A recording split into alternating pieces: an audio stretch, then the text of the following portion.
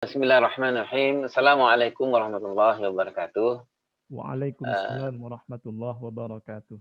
Alhamdulillah segala puji dan syukur kepada Allah Subhanahu wa taala.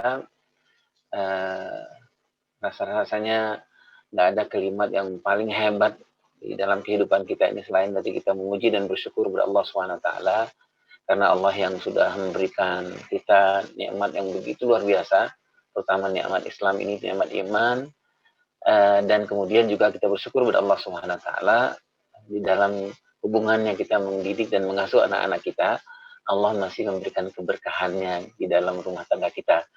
Mudah-mudahan ayah bunda dan ustadz dan ustazah semua sepakat bahwa yang paling mahal di dalam kita mengasuh dan mendidik anak-anak kita itu adalah persoalan satu kata saja, itu keberkahan. Karena menurut hemat saya, kita boleh berbeda ya bunda ya, menurut hemat saya nanti teori-teori parenting, teori-teori fathering itu mungkin nomor kesekian ya. Tetapi yang paling berat itu dan tantangan itu adalah ketika kita menguasai begitu banyak teori-teori parenting, fathering dan lain-lain, ikut seminar, ikut apa-apa saja kita ikuti, tetapi Allah tidak memberikan keberkahan. Itu yang paling berat. Karena ya dimulai yang milik Allah Taala di dalam parenting dalam Islam itu yang paling penting saya sebutkan itu adalah keberkahan. Nah, saya yakin ayah bunda, ustadz dan ustazah berusaha sekuat mungkin setiap hari untuk menjaga keberkahan itu. Ketika keberkahan itu tercabut, saya sepanjang saya bekerja di dunia parenting, semua teori-teori menjadi sia-sia. Itu apakah kita menguasai teori komunikasi? Saya nih ayah bunda ya, saya mengatakan mencontohkan diri saya saja. Gitu. Begitu banyak belajar tentang misalnya teori komunikasi, disiplin dan lain-lain. Bahkan dulu ketika sekitar 24 tahun yang lalu saya diamanahkan oleh Bu Eli Risman misalnya membuat modul-modul komunikasi dengan istri saya gitu, kemudian mempraktekannya, mencobanya, modul itu berjalan sampai sekarang gitu. Saya semakin yakin bahwa ternyata kehebatan komunikasi antara ayah ibu, ayah dengan ibu, ayah dengan anak, ibu dengan anak itu bukan karena persoalan dia menguasai teori-teori komunikasi gitu. Saya bukan mengatakan bahwa kita nggak harus menguasai teori komunikasi itu wajib. Tetapi yang paling penting yang saya rasakan ya, adalah dulu yang saya rasakan itu saya merasa yakin betul bahwa dengan teori komunikasi semuanya bisa selesai. Ternyata tidak. Gitu. Saya sudah latihan intonasi, latihan vokal, latihan bahasa tubuh, gitu ya, latihan senyum, terus bagaimana proses bagaimana mendengar, bagaimana berbicara kepada anak-anak. Gitu. Ternyata anak-anak nggak nyambung juga itu ayah dan bunda. Ternyata anak-anak nggak mengikuti juga apa yang kita sampaikan. Kemudian saya periksa, saya tanya kepada ustadz-ustadz, saya tanya kepada ulama-ulama, kepada pakar-pakar. Ternyata adalah persoalannya saya menguasai teori-teori komunikasi, tetapi ternyata saya keberkahan di dalam rumah tangga saya itu tidak seperti yang kemudian diinginkan oleh rumah tangga sebelumnya. Saya abai dengan beberapa hal gitu sehingga keberkahan itu nggak mulai tercabut gitu dalam rumah tangga, sehingga bagaimanapun hebat kita berkomunikasi dengan anak dengan pasangan kita akhirnya nggak nyambung juga. Nah mudah-mudahan akhirnya yang Allah Taala kita bersama nih suami istri ya tetap menjaga keberkahan itu. Salah satunya dalam menjaga apa yang dimakan, diminum oleh anak-anak kita. Kita cari betul, dan terutama terutama para ayah, untuk menjaga betul penghasilan kita itu, pendapatan kita itu dari mana. Mendingan kita lapar ayah dan bunda ya, mendingan kita lapar. Tetapi kenapa? Karena kita tidak membawa sesuatu yang tidak baik, yang halal dan yang buruk dalam rumah tangga kita.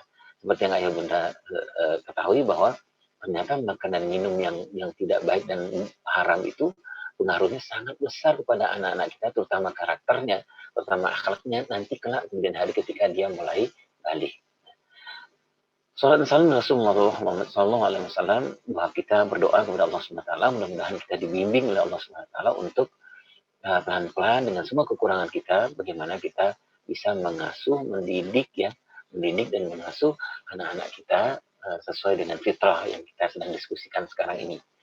Nah, ayah bunda yang Allah Taala, ini mungkin jadi tantangan juga tidak kalah beratnya di dalam kondisi dunia seperti sekarang ini. Persoalan gadget lah yang merebut kefitrahan anak-anak kita, persoalan kesibukan kita yang luar biasa, sehingga kita nggak bisa memberikan apa yang sebenarnya diinginkan oleh anak-anak kita, sehingga kita misalnya antara ayah dan ibu tidak fitrahnya juga antara ayah ibu fitrahnya mungkin tertukar antara ibu dengan ayahnya, sehingga apa, ketika fitrahnya tertukar antara ibu dengan ayah, si ibu sudah berperan sebagai seorang ayah, sudah pergi kemana-mana setiap hari mencari uang setiap hari kemana, sementara ayahnya tertukar fitrahnya dari si ibu. Nah, otomatis nanti akan berpengaruh besar kepada anak-anak. Kita berdoa terus kepada Allah SWT. Ayah bunda, ustaz-ustaznya yang milik Allah SWT, kenapa kita membicarakan mengasuh, mendidik secara fitrah ini? Ada dua kata menurut hemat saya yang kita harus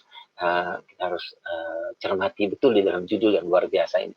Yang pertama mendidik. Yang mendidik kalau saya mengartikannya, kalau urusan dengan anak-anak itu ada dua hal yang paling penting. Yang mengurus pertumbuhannya dan mengurus perkembangannya. Jadi apa yang kita sebut dengan ar-riayah dan at-tarbiyah. Yang satu adalah mengurus bagaimana pertumbuhan itu bertumbuh sesuai dengan apa yang diinginkan secara biologis, dan kemudian adalah ar-riayahnya, bagaimana kita mengembangkan perkembangan anak-anak kita. Apakah itu, nah itu yang pertama ya, apakah itu perkembangan spiritual, apakah itu perkembangan sosial, perkembangan emosional, intelektual, sesuai dengan apa yang diinginkan oleh Allah dan Rasulnya. Itu satu kata yang menurut saya ar-riayah tarbiyah. Yang kedua adalah fitrah. Nah, fitrah ini seperti ayah bunda sudah ketahui, Ustaz sudah ketahui. Kalau saya secara sederhananya, fitrah ini saya mengatakan adalah yang patut. Jadi mengasuh, mendidik anak ar-riayah at-tarbiyah yang patut. Yang patut itu seperti apa? Banyak. Yang pertama tuh patut secara spiritual. Nah, itu yang paling utama. Patut secara emosional, patut secara intelektual, patut secara sosial, patut secara fisikal. Nah, saya sederhananya mengartikan fitrah itu seperti itu.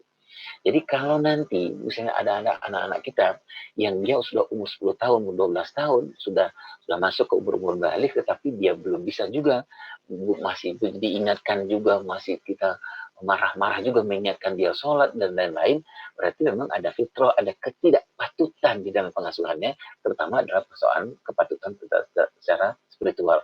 Atau dengan kata lain, ada fitrah spiritualnya yang tidak kita kembangkan dengan baik. Nah, itu ayah dan bunda yang berkesempatan.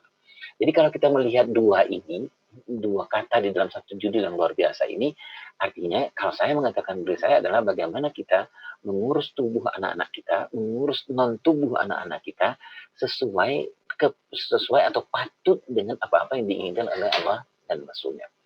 Nah, ayah bunda yang milik Allah SWT, kenapa kita membicarakan ini? Kenapa ini menjadi penting? Yang pertama menurut hemat saya adalah karena memang seperti yang ayah bunda ketahui, Ustaz dan Ustazah ketahui, bahwa apa itu yang paling utama?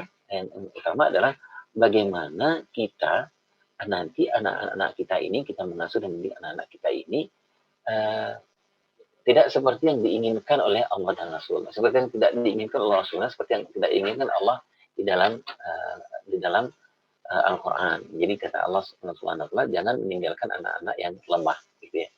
Jadi anak-anak yang lemah itu kan seperti yang kita sepakat, yang baik kita baca dalam Al-Quran, anak-anak yang lemah itu adalah anak-anak yang bukan lemah secara fisik gitu, tapi yang lemah secara psikologi, secara perkembangan. Nah, anak-anak yang lemah secara perkembangan itu akan melahirkan nanti anak-anak yang pertumbuhan biologisnya itu berkembang dengan begitu luar biasanya, tidak sesuai dengan perkembangan psikologisnya. Itu yang tidak kita inginkan. Anak yang sudah umur 18 tahun tetapi tidak berkembang, pengembangan biologisnya 18 tahun tapi tidak berkembang perkembangan psikologisnya sesuai dengan umurnya. Nah, di Indonesia banyak terjadi itu ayah bunda yang berkesulitan. Bagaimana perkembangan biologisnya menanjaknya luar biasa, tidak sesuai dengan perkembangan psikologisnya. Itu alasan pertama kita, kenapa kita membicarakan tema ini, kenapa kita membicarakan bahwa begitu sesuatu nanti akibatnya yang fatal ketika kita tidak mengasuh mendidik anak-anak kita secara fitrah. Yang kedua adalah ini adalah alasan yang sama-sama kita ketahui ayah budaya, bahwa anak itu adalah amanah gitu ya, bahwa amanahnya yang tadi kita sebutkan itu baik amanah tubuhnya maupun amanah perkembangannya. Di dalam parenting itu dua-duanya harus kita kembangkan dengan baik sesuai dengan umurnya, sesuai dengan perkembangannya. Dan di umur 0 sampai 7 tahun Allah mengamanahkan apa yang paling luar biasa Allah amanahkan di usia dini itu. Nah, kalau Allah menyebutkan Allah wallahu akhraja min butuni ummahatikum la ta'lamun syai'a wa ja'alakum sam'a wal absara wal afida. Amanahnya itu yang paling luar biasa di umur usia dini itu adalah persoalan bagaimana kita menjaga dan menghebatkan pendengaran anak-anak kita, bagaimana kita menjaga dan menyebarkan penglihatan anak-anak kita, dan bagaimana kita menjaga menyebarkan hati nurani, suara hati anak-anak kita. Nah, itu amanah gitu. Nah, amanah di usia dini. Jadi memang sesuai dengan tahap perkembangannya, sesuai dengan apa yang diinginkannya. Ketika kita nanti tidak mau repot ngurus anak-anak kita di usia 7, 14 tahun, 8, 15 tahun, berarti jangan tidak ditunaikan amanah pendengaran anak-anak kita yang Allah amanahkan. Harus dijaga, kita hebatkan di umur 0 sampai 7 tahun. Itulah sebabnya kenapa teman-teman di Permata bekerja keras betul untuk anak-anak usia-usia PAUD, TK, dan SD itu mengirimkan guru-guru yang terbaik. Guru yang terbaik, kenapa? Karena menjaga yang terbaik yang Allah berikan. Mungkin guru-guru yang terbaik yang saya maksudkan itu adalah jangan tanya lagi bagaimana penguasaan dia terhadap makharijul huruf, terhadap tahsinul Quran, terhadap menghafal Al-Quran, dan lain-lain. Kenapa? Karena memang Allah sedang mengamanahkan itu di usia-usia dini anak kita. Nah, kemudian ayat bunda yang Allah SWT adalah kenapa kita bicara soal fitrah ini, mendidik ayah dan tarbiyah anak kita sesuai dengan fitrah ini, karena anak kita sepakat ya bahwa anak kita itu bukanlah kertas kosong gitu ya, seperti banyak mungkin orang-orang di sebelah sana yang mengatakan bahwa anak itu kertas kosong, jadi kita mau nulis apa aja bisa. Itu ternyata tidak gitu ya. Dan kita sepakat itu ya, budaya sepakat bahwa anak kita itu memang sudah Allah berikan potensi yang luar biasa gitu. Apakah itu potensi dia, termasuk potensi seksualitas dia, potensi ibadah dia, potensi bahasa dia, potensi banyak sekali yang Allah sudah memberikan potensi, atau fitrah yang disebut, atau fitrah atau potensi fisik dia. Nah, tugas kita ya bunda adalah bagaimana kita mengembangkan menjadi potensi yang berguna kelak kemudian hari dari yang Allah berikan tadi itu. Nah, tadi kita sudah sebutkan ya bunda ya, potensi fisik atau fitrah fisik misalnya. Apa anak-anak kita kalau haus kan dia nyari ya, kalau di usia kecil itu misalnya ya bunda, kalau dia haus kan dia nyari air susu ibunya gitu. Kalau dia sedih, dia marah, dia akan ketawa, akan nangis, akan jerit-jerit gitu. Itu Allah yang sudah memberikan potensi itu. Nah, sekarang kitalah yang nanti akan menghebatkan fitrah ini.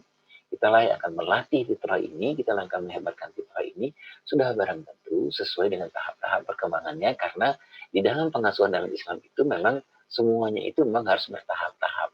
Sesuai itu harus dengan apa yang dikembangkan oleh Allah sesuai dengan umur-umurnya. Nah, ya bunda yang melakukan sementara itu alasan-alasan kita. Sekarang kita mau melihat gitu, alasannya sudah kita dapat. Sekarang kita melihat realnya yang terjadi. Saya tidak mau menjudge ayah dan bunda, mau menjudge keadaan yang kita alami. Tetapi saya hanya berdasarkan beberapa pengalaman-pengalaman ketika saya diamanahkan Allah untuk ya secara sederhana membantulah di beberapa lembaga negara gitu.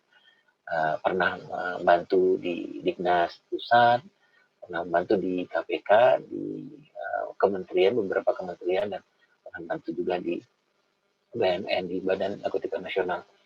Dari situ saya mendapatkan data ya mudah gitu, hasil-hasil yang menyebutkan bahwa apa sih persoalan anak-anak kita, kenapa sih anak-anak kita terjerumus ke narkoba, ke delivery man narkoba, ke pemakai narkoba, kenapa sih anak-anak kita terjerumus kepada perseksual bebas, kenapa anak-anak kita atau nanti ketika dia besar terjerumus menjadi seorang koruptor, atau begitu banyak lagi persoalan-persoalan yang terjadi di anak-anak kita gitu. Banyak hal penyebabnya ya, banyak sekali penyebabnya. Tetapi sepanjang saya bekerja membantu menjadi konsultan beberapa lembaga negara tadi itu, saya menemukan kalimat yang sekarang teman-teman Permata sedang bicarakan bersama ini, yaitu persoalan fitrah. Jadi ada beberapa hal yang memang yang Allah memberikan potensi pembentukan fitrah yang luar biasa ini kepada anak-anak kita, tetapi kita lupa gitu. Kita ada 3 hal yang kita melakukan atau membersamai fitrah anak-anak kita itu yang menyebabkan nanti fitrahnya nggak berkembang yang baik. Nah, 3 hal itu yang pertama adalah kadang-kadang kita abai. Yang pertama abai, lalai, lebay. Nah, gitu terhadap fitrah anak-anak kita. Jadi abai terhadap fitrah itu contohnya apa ya? Nah, misalnya gini, tadi yang saya sebutkan, di tahap-tahap tertentu, di umur-umur tertentu, Allah memberikan mengembangkan potensi-potensi yang sangat luar biasa. Apakah itu di usia dini, apakah itu di usia 0 sampai 2,5 tahun, apakah itu di usia nanti 3 tahun sampai 4 tahun sampai 5 tahun, apakah itu di usia 6 sampai 7 tahun, apakah di usia 7 14 tahun, di usia 8 sampai 15 tahun. Allah memberikan itu sangat luar biasa. Tetapi Ini saya mengatakan ke diri saya nih, Bunda, tapi saya abai gitu ya. Abai itu gimana? Saya nggak peduli dengan itu. Kenapa saya nggak peduli? Bisa jadi karena saya sibuk gitu ya, urusan-urusan apalah. Oh, sibuk lah cari ini, mencari maisha, mencari apa gitu. Sehingga tugas utama saya yang nanti Allah akan minta pertanggungjawaban saya dia melesak, saya abai gitu ya, apa? Ketika pendengaran anak kita di usia dini itu berkembang sangat luar biasa, sangat luar biasa, tapi ketika itu bacaan Al-Quran saya masih pelentang-pelentong, bacaan Quran saya masih nggak bagus gitu. Sementara pendengaran anak kita sedang dimampukan oleh Allah untuk mendengar sekian ribu kata-kata. Gitu ya Bunda. Ayo Bunda bayangkan, ada anak kita yang berumur 5 tahun, umur 4 tahun, 4-5 tahun itu, dia sudah mampu sebenarnya untuk menyimpan atau nanti akan menggunakan kata-kata, bahkan kata para ahli sampai 9.000 kata-kata. Bahkan sampai ada ahli yang menyebutkan itu sampai 15.000 kata-kata. Itu potensi bahasa yang sangat luar biasa. Tetapi kenapa potensi bahasa ini tidak berkembang gitu? Kenapa? Karena pertama, saya abai dengan fitrahnya. Gitu. Jadi ketika anak mau saya pulang dari pekerjaan misalnya gitu ya Bunda, tiba-tiba anak yang berumur 5 tahun, 4 tahun datang, ayah, assalamualaikum ayah, aku tadi itu cerita begitu antusiasnya. Kenapa dia begitu antusias? Itu fitrahnya dia mendengar banyak tadi gitu ya, kemudian dia ingin mengungkapkan itu kepada ayahnya dan dia ingin mendapatkan fitrah perkembangan dari ayahnya. Apa itu fitrah perkembangan? Dia ingin mendapatkan respon dari ayahnya, dia ingin mendapatkan apresiasi dari ayahnya. Tetapi apakah saya abai dengan fitrah itu? Karena saya nggak ngerti juga gitu ya, karena saya nggak mencari ilmu juga tentang anak saya. Yang saya pikirkan adalah bagaimana anak saya makan, makan, makan, makan, makan, makan, makan, udah itu aja dalam pikiran saya. Tapi saya nggak memikirkan gitu gimana. Oh ini kalau anak saya diapresiasi nanti anak saya bilang, kalau misalnya saya jawab gini, anak saya bilang, ayah aku ternyata udah bisa loh membuat karangan begini-begini. Terus tiba-tiba saya bilang, ya Allah, nah, hebat betul anak ayah. Apa yang awal gitu loh. Nah, otomatis itu akan menyebabkan perkembangannya bertambah lebih hebat lagi. Mungkin anak kita akan berkembang dengan bahasanya menjadi lebih hebat lagi, dia akan menggunakan bahasanya jauh lebih hebat lagi. Tapi itu saya tidak lakukan. Kenapa? Karena saya abai. Kenapa saya abai? Karena saya nggak peduli gitu. Yang saya peduli itu cuma pertumbuhan. Gitu ya Bunda ya. Jadi yang pertama abai. Yang kedua itu lalai. Lalai itu, ini saya mencontohkan diri saya. Harusnya anaknya berkembang ini. Yang diberikan stimulan itu harusnya ini. Tetapi itu dia nggak lakukan. Gitu ya. Anaknya sudah mulai nunggu. Misalnya umur 8 tahun, umur 9 tahun. Itu anaknya sudah harus mengerti atau disimulasikan tentang konsekuensi. Gitu. Konsekuensi di dalam kehidupan sehari-hari. Kalau anaknya nggak habis makan, sudah dibuat kesepakatan sebelumnya bahwa kita makan kita habis. Kalau kamu makan kamu nggak habis ya berarti kamu ngambilnya jangan banyak-banyak. Itu kita udah bikin kesepakatan. Nah nanti kita akan bicara soal konsekuensi. Udah umur 8 tahun, 9 tahun, 10 tahun. Itu. Tetapi saya nggak melakukan konsekuensi itu kepada anak saya. Saya nggak memberikan kesepakatan ke anak saya. Sehingga di umur di mana dia harus mendapatkan itu, dia terus umurnya bertambah, umur 11 tahun, 12 tahun, 15 tahun. Kemudian dia melakukan sesuatu, nggak ada tanggung jawab. Saya marah. Saya bilang, kamu tuh bukan 16 tahun, 18 tahun, tapi nggak bertanggung jawab. Wah ini gue saya marah gitu. Kenapa saya marah? Artinya anak kalau anak itu bisa jawab, anak kita akan bilang gitu. Loh, ayah kemarin-kemarin ini kemana aja? Gitu. Ketika saya baru umur 8 tahun, 9 tahun, kenapa ayah? Saya nggak kenal konsekuensi. Gitu ya. Konsekuensi itu seperti apa? Saya nggak kenal. Gitu. Itu mungkin kalau anak kita bisa bicara. Nah, kenapa nggak kita kenalkan? Karena kita lalai. Dan yang ketiga, ya Bunda adalah kenapa bersoal betul dengan pendidikan anak kita ini fitrah anak kita ini terlanggar itu karena memang yang pertama abai, yang kedua lalai, yang ketiga itu adalah lebay. Nah, lebay itu ya Bunda adalah uh, ya Bunda ya, anak sebenarnya sudah harus bisa makan sendiri gitu, tapi karena alasan-alasan nanti dia kecapean gitu masih disuapkan.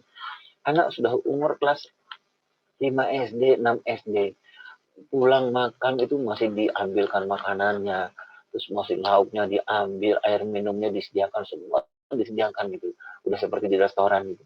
Nah ini lebay gitu ya Bunda. Harusnya anak-anak di umur kelas 5, 6, 7, 8, 9 itu sudah tidak. Dia pulang sekolah dia mau makan ya dia ngambil. Bahkan kalau perlu kita akan bilang sama anak kita nih, ayah senang sekali, Umi senang sekali, Bunda senang sekali kalau kamu berkenan mengambilkan nasi buat Bunda, buat ayah, dan kita makan bareng-bareng. Sudah saatnya dia bilang seperti itu. Nah ya Bunda, kadang-kadang kita lebay. Sudah umur berapa, umur 18 tahun, anak-anak kita kalau ada persoalan, nggak kita berikan apa, nggak langsung kita atasi, langsung kita selesaikan. Padahal sebenarnya fitrah dia harus mendapatkan itu ayah dan dia harus belajar untuk menyelesaikan persoalan-persoalan. Nah ya Bunda yang kasih pertama, saya tadi memang berjanji untuk kita nggak panjang-panjang. Nanti kita mudah-mudahan waktu kita untuk berdiskusi. Dalam diskusi itu kalau mampu saya jawab. Kalau nggak mampu nanti saya tanya kepada orang yang lebih mampu untuk menjawabnya. Nah yang terakhir kita masuk ke sesi yang terakhir. Sesi yang terakhir itu adalah apa yang harus kita lakukan supaya kita bisa mendidik dan mengariaya, mentarbiah anak-anak kita secara sesuai dengan fitrahnya. Apa yang harus kita lakukan? Yang pertama mudah amat saya adalah memeriksa hubungan kita dengan yang pemilik fitrah itu, yaitu Allah Subhanahu wa Ta'ala. Jadi mudah amat saya memeriksa diri kita, orang tua, ayah dan bunda, bagaimana hubungannya dengan pemilik fitrah itu, yaitu Allah Subhanahu wa Ta'ala. Apakah hubungan kita dekat dengan yang pemilik fitrah itu, yang menjadi yang memegang fitrah anak kita itu, apakah hubungan kita dekat? Apakah hubungan antara pasangan, antara suami istri dekat dengan Allah, terutama ayah. Kalau di dalam parenting itu, apalagi funding, disebutkan juga bahwa bersoal anak-anak kita gitu di dalam pengasuhan itu, kata para ulama itu salah satu penyebabnya adalah karena periksalah seperti apa hubungan ayahnya dengan Allah Subhanahu wa Ta'ala. Ini menjadi sangat penting ayah dan bunda. Kalau kita melihat sekarang itu ada yang disebut dengan positive parenting. Nah, positive parenting itu ayah dan bunda adalah bagaimana sekarang kita, kalau saya mengatakannya, kita nggak terlalu tergantung. Yang pertama itu bukan kalau ada apa-apa dengan anak kita itu jangan kita berpikiran gitu bahwa wah gimana nih menyelesaikannya secara teori, wah bagaimana nih menurut pakar, bagaimana, bukan itu dulu gitu ya. Tapi positive parenting menurut emak saya adalah kalau ada apa-apa dengan anak-anak kita, yang pertama kita periksa itu adalah bagaimana hubungan kita dengan Allah, bagaimana Allah menyelesaikan persoalan-persoalan ini. Itu yang paling utama.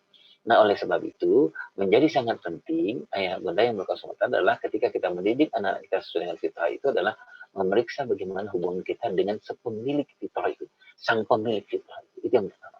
Yang kedua, ayah dan bunda memeriksa hubungan antara suami dengan istri. Nah, ini yang juga tidak kalah pentingnya. Karena ini nasihat buat diri saya.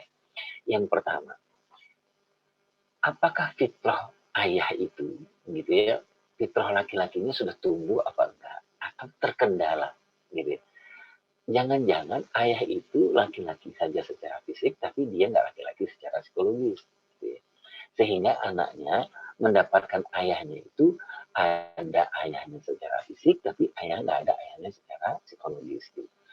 Itu yang pertama. Apakah si ayah itu memang sudah memberikan fitrah laki-lakian kepada anak-anaknya, karena dia memang mempunyai fitrah laki-lakian yang kuat. Yang kedua adalah memeriksa fitrah ibu gitu. Apakah ibu ini adalah orang yang memang seperti Allah berikan kepada hampir semua kaum ibu, yaitu tender love-nya. Apakah sang ibu ini fitrahnya sudah berkembang belum salah seorang ibu? Seperti yang ayah bunda ketahui, ibu itu fitrahnya kan 4 ya. Bagaimana dia menjadi suami istri yang baik, menjadi istri yang baik, menjadi ibu yang baik, menjadi anak yang baik, menjadi duaan yang baik. Gitu. Ada 4 aja fitrah yang luar biasa dari ibu.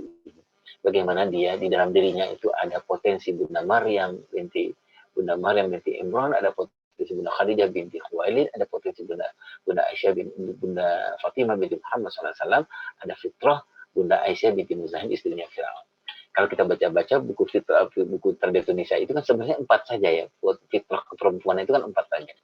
Nah mari kita periksa ayah bunda, apakah si ibu itu fitrah yang 4 sudah ada belum di ibu gitu ya.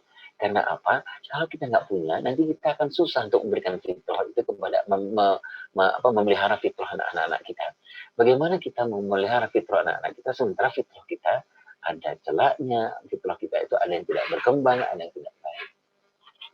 Nah, ayah bunda yang masalah yang kedua adalah setelah kita periksa fitrah sebagai ayah, fitrah sebagai ibu. Nah, yang berikutnya adalah mungkin kita harus periksa juga tentang fitrah, tentang apakah fitrah antara suami dengan istri, ayah dengan ibu ini masih berjalan atau tidak, atau jangan-jangan sudah tertukar. Itu yang fitrah ibu itu sebenarnya dengan tender love-nya dia, dengan kelembutannya, dengan perhatiannya dia kepada anak-anak, itu tetapi ternyata sudah bertukar gitu menjadi fitrah, sementara fitrah ayah itu menjadi fitrah yang tough love gitu, yang berkuat, yang tangguh, yang luar biasa, tapi ternyata itu tidak berkembang dengan baik gitu. Gitu. Nggak berkembang, tough love-nya nggak berkembang dengan baik. Nah, ayah dan bunda, jangan-jangan ini fitrahnya sudah tertukar gitu, antara si fitrah si ayah sudah dipakai oleh ibu, sementara fitrah ayahnya dipakai oleh ibu, fitrah ibunya dipakai oleh ayah. Itu yang kedua. Yang ketiga adalah bagaimana kita periksa hubungan kita kepada anak-anak kita. Nah, ada 3 hal yang paling penting yang mungkin ayah bunda sudah ketahui, ustaz sudah ketahui. 3 hal yang paling penting dalam kita berhubungan dengan anak-anak itu adalah, kita yang pertama memeriksa adalah, yang pertama kita periksa itu adalah soal prinsip pengasuhan. Apakah antara suami dengan istri prinsip pengasuhannya sama apa enggak? Ketika dia membesarkan anak-anaknya sama apa enggak? Karena apa? Prinsip itu nggak bisa kita nego gitu ya bunda ya. Prinsip nggak bisa sama kita nego. Prinsip itu harus sesuatu yang harus sama antara ayah dengan ibu. Anak itu adalah takdir Allah, harus sama antara ayah dan ibu. Anak itu amanah Allah, harus sama antara ayah dan ibu. Nggak boleh nggak sama gitu. Misalnya lagi apa, fitrah yang lain itu, fitrah yang berikutnya adalah bahwa kita mau dalam pengasuhan ke anak-anak itu, apakah kita mau solehkan dulu atau kita pintarkan dulu. Itu harus sama tuh antara ayah dan bunda. Jangan prinsipnya, jangan sampai antara ayah dengan bunda berbeda prinsipnya.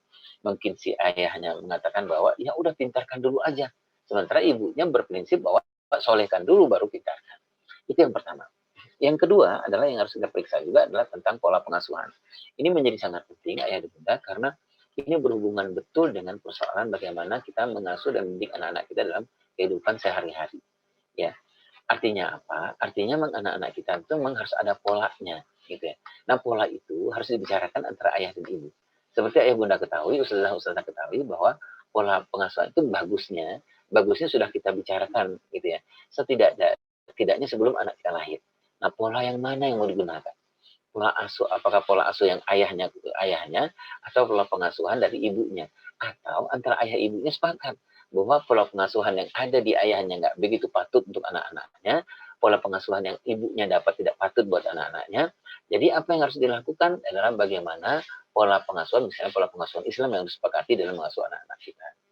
Nah, ayah dan bunda itu yang kedua, pola pengasuhan. Yang ketiga, yang terakhir, ayah bunda adalah um, soal roadmap pengasuhan. Nah, roadmap pengasuhan itu seperti yang ayah bunda ketahui bahwa kalau kita dalam parenting itu ada dua roadmap yang paling penting. Ada namanya roadmap pernikahan, yang seperti ayah bunda sudah lakukan itu di awal-awal pernikahan untuk membuat roadmap pernikahan, mau dibawa kemana rumah tangga kita ini. Nah, yang keduanya adalah roadmap pengasuhan. Nah, roadmap pengasuhan itu adalah bagaimana roadmap pengasuhan anak laki-laki dan bagaimana roadmap pengasuhan anak perempuan.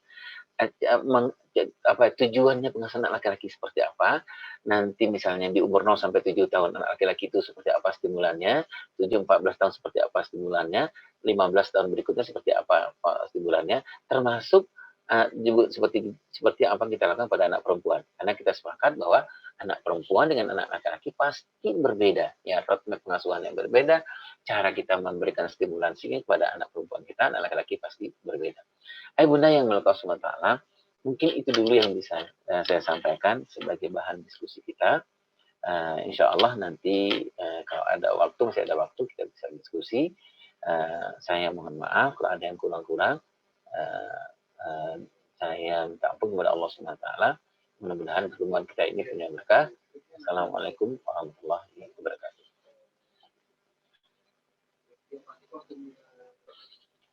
Waalaikumsalam warahmatullahi wabarakatuh. Masya Allah, luar biasa pemaparan materi parenting mendidik anak sesuai fitrah yang sudah disampaikan Ayah Irwan tadi. Ustadz dan ayah bunda yang dirahmati oleh Allah, kita akan lanjutkan dengan sesi diskusi ya, atau tanya jawab. Perlu saya informasikan, sesi tanya jawab ini bisa panjenengan lakukan di chat YouTube maupun di chat Zoom meeting ya. Baik, Ayah Irwan sambil menunggu penanya. Iya, Ustaz. Ini ada satu penjelasan panjenengan tadi yang menurut saya akan perlu penjelasan ulang. Iya. Bagaimanapun dalam sebuah rumah tangga, ketika kemampuan komunikasi sudah bagus ya antara suami dan istri, akan tetapi ketika keberkahan dalam rumah tangga itu tidak ada, maka dalam hal mendidik anak ini dalam tanda kutip tidak akan berhasil ya, seperti itu ya. Kita tidak akan bisa mencetak atau mendidik anak-anak kita sesuai yang diinginkan oleh Allah dan Rasul-Nya, anak kita yang taat pada Allah dan Rasul-Nya. Yang ingin saya tanyakan Ustadz, bagaimana menghadirkan keberkahan dalam rumah tangga itu Ustadz? Iya, Ustaz. Masya Allah. Sebenarnya Ustadz yang bisa jawab nih. Iya, Ustaz, kalau saya saat melihat hasil beberapa penelitian-penelitian yang dilakukan oleh para ahli, para pakar pengasuhan itu, termasuk sekarang ini, saat yang sekarang ini yang saya sebut tadi itu positive parenting itu, bukan mengatakan bahwa teori-teori parenting dan fathering itu tidak terlalu Ustaz, tidak terlalu digunakan gitu ya, tetapi ternyata yang sangat berpengaruh itu adalah persoalan hubungan dengan Allah SWT, hubungan spiritual sebenarnya gitu Ustaz. Nah, gini Ustaz, misalnya tadi saya sudah ceritakan gitu, misalnya saya bikin modul-modul komunikasi gitu Ustaz ya. Nah, ternyata memang sudah hampir 24 tahun menguasai modul-modul komunikasi, ternyata ketika saya bicara dengan anak asuh saya, bicara dengan pasangan saya, itu ternyata nggak nyambung-nyambung juga gitu loh Ustaz gitu. Apa sebabnya gitu? Karena bukan kemampuan bahasa saya nggak bagus, kemampuan intonasi saya nggak bagus gitu, tetapi karena memang Allah nggak berikan keberkahan di mulut saya. Allah nggak berikan keberkahan, Allah nggak membukakan pintu hati anak saya gitu. Apa sebabnya? Bisa jadi karena memang hubungan saya dengan Allah nggak baik, gitu. Sehingga nggak ada keberkahan yang Allah berikan. Sehingga bisa jadi apa yang terjadi, ayat bunda yang Ustadz yang Allah Subhanahu Wa ketika saya udah latihan saat itu ya bicara dengan anak saya, nggak nyambung gitu. Karena memang ini saya fase ngomongnya, tetapi ruhnya nggak ada gitu saat itu. Karena kan Allah yang pegang itu. Sementara ketika anak asuh saya mendengar gitu Ustaz, itu dia ngerti sebenarnya saat itu, tapi dia nggak paham. Kenapa? Karena hatinya nggak dibuka Allah SWT. Nah kuncinya itu adalah keberkahan. Keberkahan itu kalau saya nih, saya terlihatnya dari dua gitu, dari apa yang kita makan, apa yang kita minum gitu ya. Kemudian dari apa di luar dari fisik itu, misalnya adalah ke ibadah kita pada Allah Subhanahu Wa Taala gitu, kita ingin menjadi anak rumah tangga soleh dan soleha gitu, tapi kita mengejar Allah, hubungan kita dengan Allah nggak kuat gitu misalnya ya. Tilawah kita nggak kita paksakan, tahajud kita nggak paksakan. Kemudian apa hal-hal yang menyebabkan Allah memberikan keberkahan lagi, sehingga memang kemerungsung gitu loh, karena memang apa? Karena memang kita nggak mendekat gitu kepada si pemilik keberkahan. Wallahu a'lam. Terima kasih Ayah Irwan. Berarti yang terpenting di sini apa yang kita makan dan minum itu ya Ustadz. Sekali Iya, lagi. Sat. Iya, Sat. Makan dan minum dan Hidup iya, Allah iya, Sat. Subhanahu wa Ta'ala. Iya, Sat. Iya, Sat. Baik, Ayah Irwan, untuk berikutnya sambil kita menunggu pertanyaan dari audiens atau Ustadz dan Ustadzah maupun Ayah Bunda, satu lagi Ustadz, Iya. fondasi awal dalam mendidik dan mengasuh anak secara fitrah itu bagaimana, Ayah Irwan? Iya, yang pertama menurut amat saya tadi itu, Sat, yang paling awal itu adalah memang apakah kedekatan kita, hubungan kita dengan yang pemilik fitrah itu dekat apa enggak gitu, Sat. Itu menurut saya yang paling utama ya, Sat, ya, gitu. Agak susah juga saat kita mengasuh, mendidik anak-anak kita secara fitrah, sementara fitrah kita itu ada banyak cacatnya gitu, ada banyak celaknya gitu loh, Sat. Nah, itu yang menurut saya itu yang paling utama gitu. Yang kedua adalah hal-hal yang sifatnya mungkin teknis Ustaz, gitu ya. Penguasaan kita tentang misalnya tahap perkembangan gitu ya. Nah, tahap perkembangan itu, tumbuh kembang itu nanti ada 5 yang saya sebutkan itu ya. Tadi itu bisa bersangkut paut dengan spiritual, bisa bersangkut dengan intelektual, dengan emosional, dengan sosial dan dengan fisikal. Itu menurut saya itu yang tapi yang paling fondasi yang tadi saya sebutkan. Baik, Ya. kembali lagi ya, berarti hubungan kita dengan itu penting, Sat. Itu sangat penting, Sat. Seperti gini loh, Sat. Misalnya ada sekolah gitu loh, Sat, yang habis-habisan bicara soal infrastruktur gitu loh, Sat. Bicara soal fasilitas, ada soal apa gitu. Tetapi nggak apa gitu, nggak menghasilkan anak-anak yang memang anak-anak nggak nyaman gitu loh dari sekolah itu gitu. Kenapa? Karena memang sekolah itu nggak mengabarkan fitrahnya anak-anak gitu Ustaz. Karena apa? Mungkin ya, bu guru, pak gurunya nggak melatih bacaan Al-Qur'annya, nggak semakin hari semakin nggak bagus gitu loh Ustaz gitu ya. Bisa jadi itu karena memang banyak hal yang terjadi gitu loh Ustaz, yang melanggar fitrah di sekolah itu gitu. Padahal secara secara apa fasilitas itu luar biasa gitu. Kita banyak sekali melihat hal semacam itu. Jadi nggak hanya terjadi di rumah tapi juga terjadi di sekolah di berbagai tempat yang lain. Terima kasih Ayah Irwan. Iya, Ustaz. Ada pertanyaan di Zoom. Iya, iya Ustaz. Ini saya memang lagi di perjalanan, nah di belakang saya ada adik saya nih Ustaz. Kalau Saya bacakan ya Ayah. Assalamualaikum, saya Inenda dari Mojokerto mau bertanya Ayah Irwan. Jika suami tidak memahami fitrahnya sebagai ayah, kita sebagai istri harus bagaimana ya Pak Ustadz? iya, iya, Bagaimana cara mengingatkan semua itu kepada suami agar mengerti? Terima kasih. iya, iya. Wassalamualaikum warahmatullahi wabarakatuh. Waalaikumsalam warahmatullahi wabarakatuh. Ayah Ustaz, tidak memahami peran sebagai ayahnya. Bagaimana? iya, Ustaz, ya. Begini, Ustaz, yang pertama menurut saya, Ustaz, saya punten ya, Ustaz, ya, mohon maaf ya, Ustaz. Bisa jadi, Ustaz, bisa jadi para laki-laki ini bukan nggak mau loh, Ustaz, ya. Tetapi karena memang belum belum ilmunya belum ada nyampe gitu, Ustaz, bukan karena nggak mau. Tetapi sebenarnya kaum laki-laki ini kalau ilmunya nyampe gitu, Ustaz, dengan segala cara gitu loh, dan beliau tahu gitu ya, kaum laki-laki tahu, dia mungkin akan lebih hebat daripada kaum ibu dalam mengasuh diri anak-anaknya. Menurut saya itu dulu yang kita pegang sama-sama supaya kita nggak frustasi. Ya. Yang kedua, menurut hemat saya adalah ridho. Gitu. Seperti bagaimana Bunda Aisyah binti Muzahim ridho dengan suaminya Firaun dulu, gitu. Dengan kapasitas Firaun ya. Suami-suami ibu-ibu kan bukan Firaun, ya. Tapi ini ke Firaun. Gitu. Jadi meridho gitu loh. Sebenarnya kalau mau nuntut cerai ya cerai aja sebenarnya. Kekejaman yang luar biasa gitu. Tapi beliau ridho itu yang paling utama menurut hemat saya. Sama seperti Bunda Hajar gitu, redho gitu bahwa ditinggal di satu tempat yang nggak ada apa-apanya, nggak ada siapa-siapa dan apa-apanya gitu. Kemudian nggak ditinggalkan juga uang, nggak ditinggalkan fasilitas gitu. Sementara Ayahanda Ibrahim pulangnya juga setahun sekali gitu ke. Sementara ini anak-anak lagi membutuhkan tumbuh dan kembang. Kalaulah bukan karena senjata redho gitu ya, mungkin Bunda Hajar, Siti Aisyah yang mungkin akan ngamuk-ngamuk, mungkin akan ngeluh, karena akan marah-marah atau apa, mungkin nggak akan terjadi. Anak-anak mungkin nggak akan berkembang. Nabi Ismail mungkin nggak akan berkembang dengan baik. Nah itu menurut saya ridho. Nah ini senjata ini, karena banyak sekali terjadi gini Ustaz, Bunda. Uh, Kadang-kadang kan ibu sudah mengukur semuanya itu dengan kacamata ibu gitu ya. Misalnya ibu ikut pelatihan parenting, ibu bersemangat gitu, sementara suaminya nggak ikut pelatihan parenting. Pengennya itu buru-buru cepet berubah gitu. Nah, menurut saya ini agak susah gitu.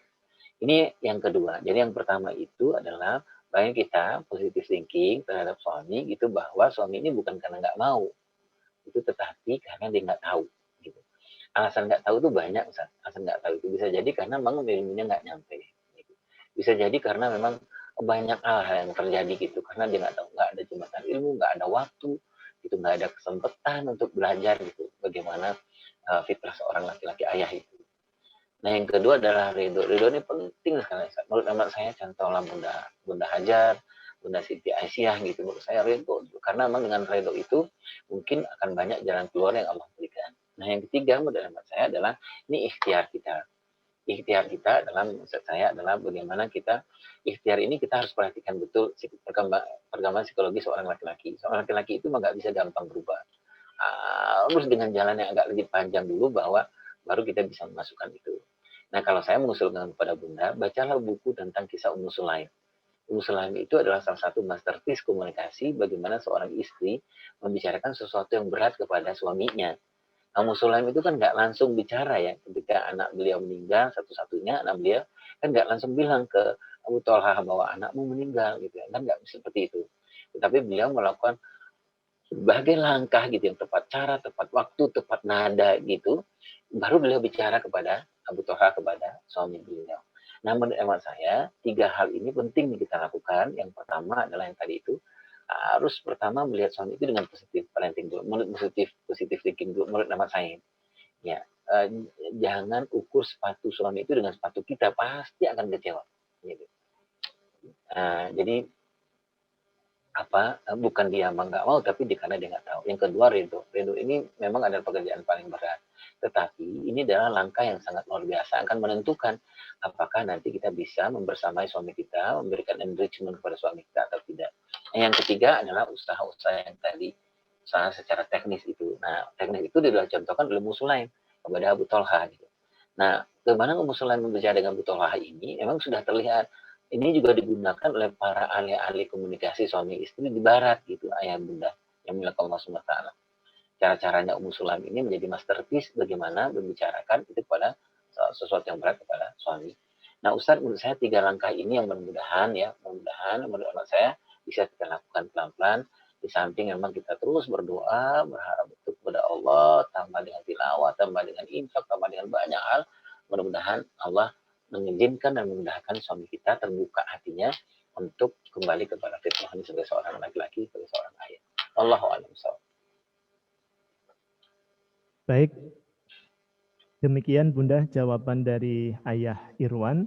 Ya, intinya suami istri harus saling ridho ya Ustadz ya dalam Iya. ya. Yeah. Baik, Ayah Irwan, ini ada pertanyaan dari channel YouTube SIT Permata Mojokerto dari Vivah Anugrahani. Pertanyaannya, bagaimana jika tahapan dalam mendidik anak ada yang terlewat atau tidak sesuai dengan tahapan yang ada? Apa yang dilakukan untuk mengatasinya, Ayah Irwan? Iya, jadi kalau saya mungkin jarang ya menurut saya orang tua yang nggak mempunyai hutang pengasuhan ya.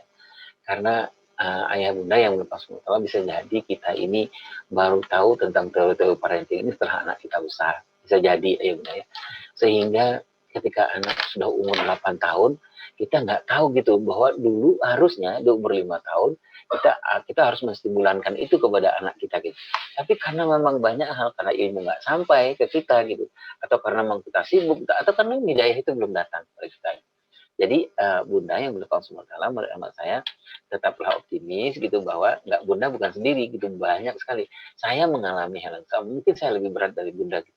Dan banyak hal yang mengalami yang sama. Jadi karena apa? Karena yang namanya tadi itu, kalau saya menyebutnya hutang pengasuhan itu sesuatu yang mungkin agak berat gitu, kita akan memperbaikinya. Tetapi nggak ada kata terlambat gitu. Nah, apa yang harus kita lakukan? Kalau saya yang pertama itu saya menyebutnya 5M. Yang pertama itu adalah kita minta ampun pada Allah. Benar-benar kita minta ampun kepada Allah Subhanahu wa taala. Kita minta ampun, ya Allah, aku sudah zalim kepada anakku, ya Allah. Di umur-umur tertentu dia harus mendapatkan kelembutan.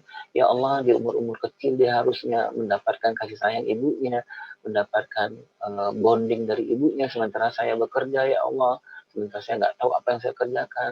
Kami sering bertengkar suami istri gitu. Artinya yang berkata Allah yang sangat menentukan kita membayar hutang itu adalah M yang pertama. Kita minta ampun. Seberapa kita kuat kita minta ampun kepada Allah SWT. Nah, itu M yang pertama. Yang kedua, menurut saya adalah mengakui bahwa kita memang adalah sepasang suami istri, ayah dan ibu, yang memang kita punya hutang pengasuhan pada anak kita. Nah, mengakui ini nggak bisa sendiri. Ayah Ustadz yang melakukan Allah, bunda yang melakukan Allah, nggak bisa hanya ibu saja yang mengakui, nggak bisa gitu ya. Hanya ayah saja yang mengakui, nggak bisa gitu ya. Tapi harus dua-duanya mengakui bahwa apapun alasannya, berdua-dua ini meninggalkan hutang pengasuhan kepada anak-anak kita kemarin ketika dia masa kecil. Nah, proses M yang kedua setelah kita mengakui, yang ketiga adalah kita menyadari. Menyadari itu maksudnya apa? Mari kita memeriksa anak kita ini yang terutang itu apanya, gitu ya. Mari kita sadari, apakah terutang itu soal spiritualnya? Bisa jadi ada anak-anak kita yang tumbuh di saat dimana dia harus membutuhkan sebenarnya perkembangan stimulan spiritual begitu hebatnya, sementara kita nggak berikan itu. Ya, atau bisa jadi ada utang pengasuhan kita itu yang berhubungan dengan persoalan emosional gitu. Sekarang anak kita ketika dia umur belasan tahun sangat emosional, marah, ngamuk atau apa. Kenapa? Karena persoalannya dulu di umur-umur sebelumnya seharusnya kita mengandalkan mengajarkan kecerdasan emosional kepada anak kita nggak berikan itu. Atau kita tidak mencontohkan itu kepada anak kita di mana saat dia harus belajar tentang kecerdasan emosional. Gitu. Mau kita marah, kita ngamuk, kita apa. Atau contohnya yang paling gampang. Kenapa anak kita susah sekali untuk memberikan infaknya, memberikan wakaf, memberikan zakatnya, memberikan masukan ke celengannya, susah sekali anak kita. Gitu. Kenapa? Gitu. Kenapa ada anak orang lain itu gampang sekali ngasih uang jajannya dipotong, ngasih ke sini, ngasih. Kenapa gitu? Karena memang kita terhutang pengasuhan, kita nggak melatih dasar dari bagaimana anak-anak kita untuk bisa berderma itu dasarnya adalah persoalan empati. Kita nggak melatih empati ketika empati itu bertumbuh kembang dengan baik ketika di umur 0 sampai 5 tahun gitu. Sehingga anak-anak kita memang tidak tergerak hatinya untuk memberikan infak. Itu utang pengasuhan secara emosional. Atau mungkin mari kita sadari suami dan istri bisa jadi kita utang pengasuhan kita itu utang pengasuhannya adalah intelektual gitu ya. Kita nggak melatih anak kita berpikir, nggak melatih anak kita untuk bagaimana, kalau saya mengistilahkan BMM, berpikir, menganalisa, dan memutuskan gitu ya. Jadi kita nggak melatih anak kita semacam itu, sehingga perkembangan intelektualnya tidak berkembang dengan baik. Atau bisa jadi utang kita itu adalah mungkin utang sosial, stimulan sosial gitu, tidak melatih anak kita mandiri, tidak melatih anak kita bertanggung jawab, tidak melatih anak kita untuk memberikan apresiasi, memuji orang lain. Nah, itu M yang ketiga. Kita ulang lagi ya Bunda ya. Pertama adalah minta ampun kepada Allah Subhanahu wa taala. Nah, yang Bunda ya, yang minta ampun ini saya mengingatkan ke diri saya bahwa kenapa kita minta ampun? Karena kita sudah menzolimi. Siapa yang kita zolimi sebenarnya? Allah. Allah sudah memberikan begitu banyak potensi yang diberikan Allah kepada anak kita, sementara kita tidak amanah terhadap semua yang Allah berikan itu. Nah, itu sebabnya kita harus minta ampun betul kepada Allah. Yang kedua adalah tadi apa? Yang kedua mengakui. Suami istri harus mengakui, jangan hanya suami saja gitu loh. Jangan hanya istri aja, harus dua-duanya. Gitu. Yang ketiga adalah menyadari. Yang keempat, barulah kita memperbaiki. Nah, memperbaiki itu, misalnya contohnya apa? Oh, anak kita utangnya itu adalah utang secara emosional. Itu nggak empati. Sudah umur 11, 15, 16 itu empatinya nggak berkembang. Nggak peduli dengan orang. Melihat pengemis itu malah marah-marah sama pengemis. Malah membuli pengemis gitu. Ini berarti secara emosional utangnya. Gitu ya. Nah, mari kita perbaiki. Nah, memperbaiki itu bisa jadi begini ayah bunda. Bisa kita memperbaiki dengan kekuatan kita sendiri, antara suami dan istri. Bisa jadi ada suami istri yang nggak mampu memperbaiki. Dia membutuhkan semacam professional help gitu. Dia membutuhkan orang lain. Nggak apa-apa. Apakah dia membutuhkan bantuan guru, gitu, apa membutuhkan bantuan psikolog, psikiater, dan lain-lain. Nah, yang kelima adalah bagaimana kita menjaga apa yang sudah kita perbaiki pelan-pelan, apa yang sudah kita perbaiki dari utang, apa yang sudah kita bayar utang pengasuhan pada anak kita, bisa jadi baru perubahan itu sekitar 20%, 30%, nggak apa-apa. Itu yang dijaga. Gitu. Apa sudah berkembang sampai misalnya sudah perubahan sekitar 40, 50%, 60%, itu yang kita jaga. Gitu. Jadi, Ustadz gitu, dan Bunda yang bertanggung sementara, 5M menurut teman saya, minta ampun, ya mengakui, menyadari, memperbaiki, dan menjaga. Wallahu a'lam. Terima kasih Ayah Irwan. Demikian jawaban dari beliau untuk Bunda Fifah Anugrahani. Ya. Berikutnya, Ustadz, ada pertanyaan di chat Zoom. Mohon operator bisa agak menaikkan chat. Dari Pak Bambang Kuswanto dari Mojokerto.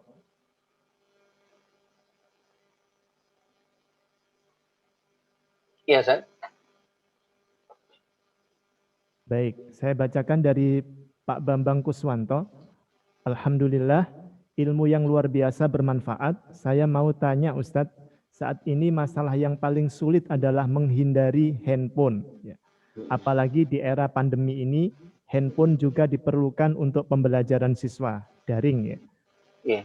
Saya sudah berusaha untuk membatasi main handphone, tapi ada saja cara anak untuk main handphone.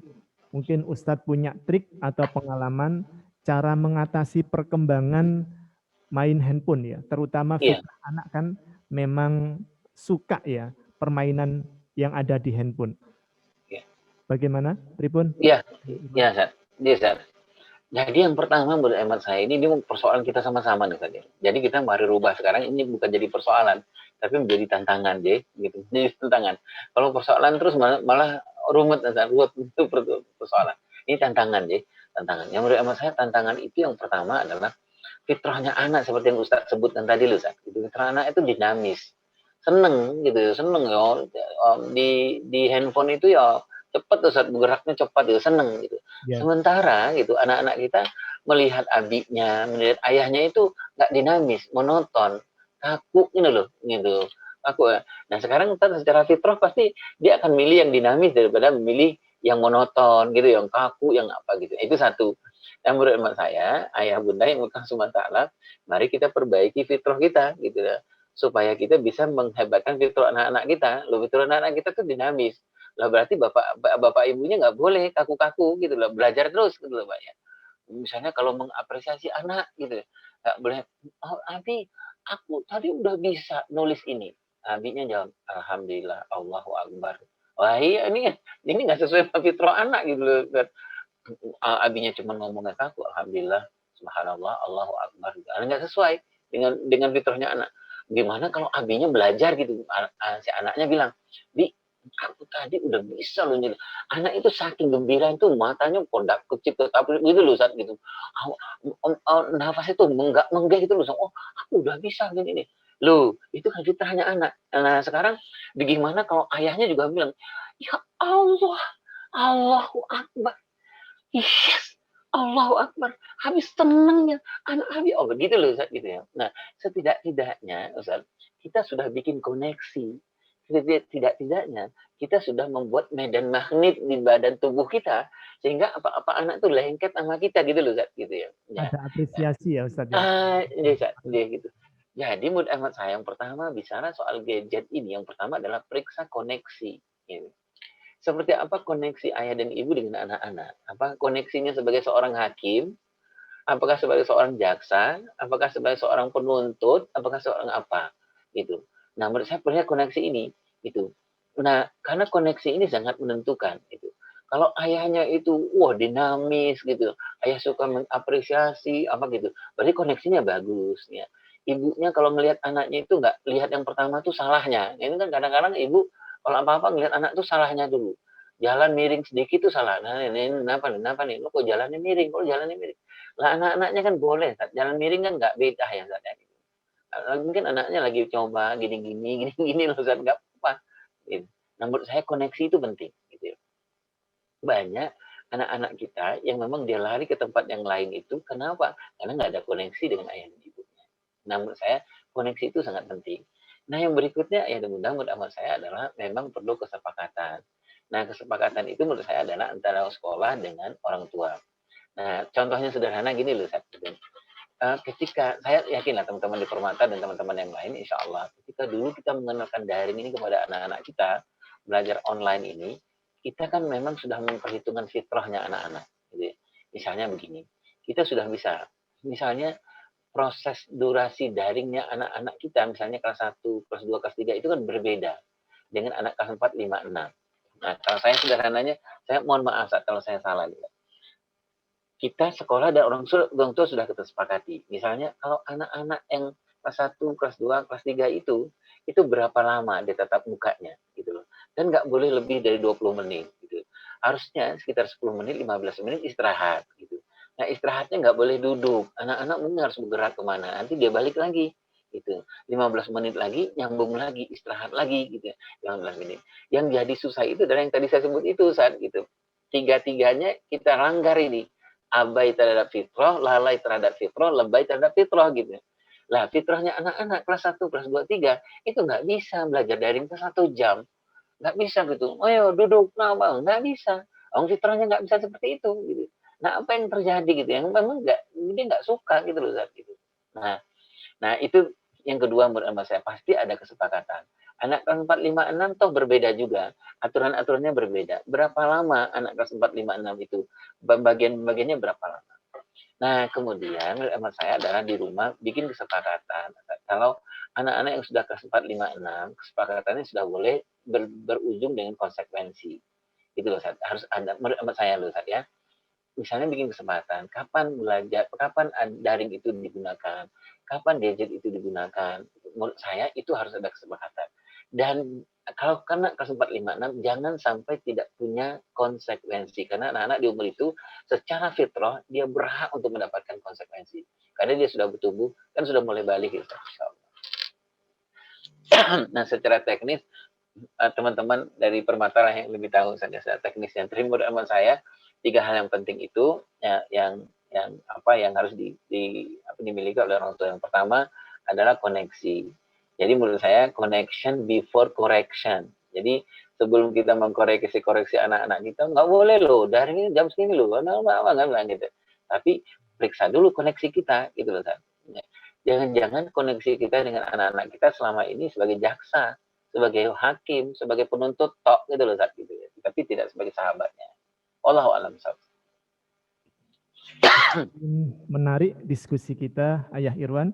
Ini menyambung dari Pak Bambang ya.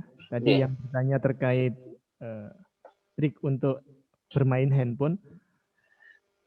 Saat ini anak saya Lukman Yusuf Habibi usianya 16 tahun mulai menutup diri. Dulu suka bercerita, tapi sekarang mulai jarang bercerita. Handphone, ya sosial medianya sudah di-password semua, Ustadz. Jadi orang tua tidak bisa mengakses. Yang beliau tanyakan, ya, bagaimana cara masuk untuk berkomunikasi kembali dengan anak tersebut? Iya, ya saat yang tadi itu saya mengingatkan, ini juga mengingatkan ke diri saya. Saat yang pertama itu memang connection before correction. Jadi hati-hati itu, periksalah koneksi. Jangan-jangan selama ini kenapa Lukman menutup diri? Kalau mohon maaf ya Sad ya, jangan-jangan memang hubungannya dengan ayah itu koneksinya itu tadi tuh Sad gitu. Ayahnya tuh di depan dia itu jaksa gitu loh Sad. Nah, di depan dia itu hakim yang menentukan ini. Di depan dia ini adalah apa? adalah orang bukan sahabatnya dia. Itu menurut saya itu yang perlu diperiksa yang pertama. Nah yang kedua, menurut saya di umur 16 tahun itu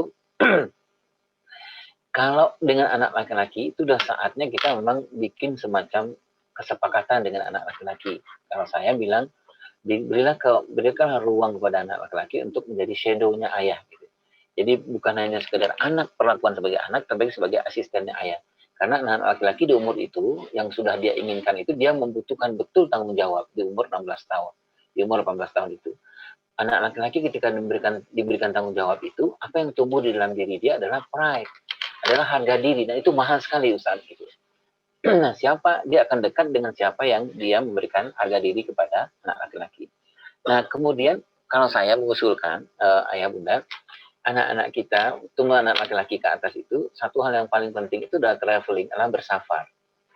Jadi kalau saya menyebutnya gini Ustaz, one help one. Jadi one on one with father. Jadi bagaimana dia pergi berdua saja dengan ayahnya, dan itu harus sering. Gitu.